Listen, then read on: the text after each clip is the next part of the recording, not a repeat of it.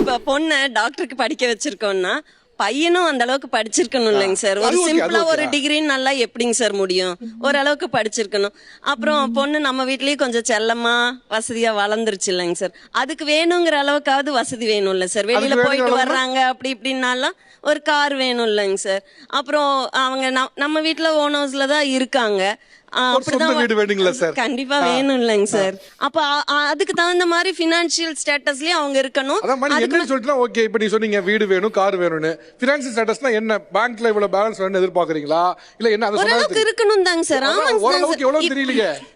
ஒரு ஹாஸ்பிட்டல் கட்டி இது பண்ற அளவுக்கு சொந்த ஒரு ஹாஸ்பிட்டல் கட்டி. அக்கா ஒரு ஸ்மால் சேஞ்ச்.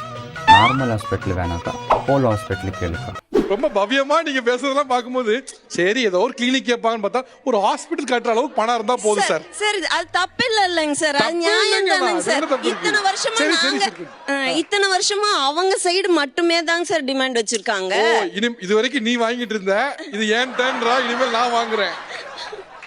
வேற அவங்க பிரியப்பட்டா மாப்பிள்ளைய வீட்டுக்கு அனுப்பிச்சு வைக்கலாங்க சார். இத்தனை நாள் நம்ம பொண்ணு அனுப்பிச்சு வச்ச மாதிரி அவங்க மாப்பிள்ளைய அனுப்பிச்சு வைக்கலாங்க சார். பாக்க அப்படியே உன்ன மாதிரி இருக்கா? உன் சீட் ரொம்ப ஸ்ட்ராங் தான். அடியே பாடி சக்லாத்தி மாமா சக்லாத்தி நைட்ல நூறு வரலான்னு பாக்குறியாடி? ஓடி போற என்ன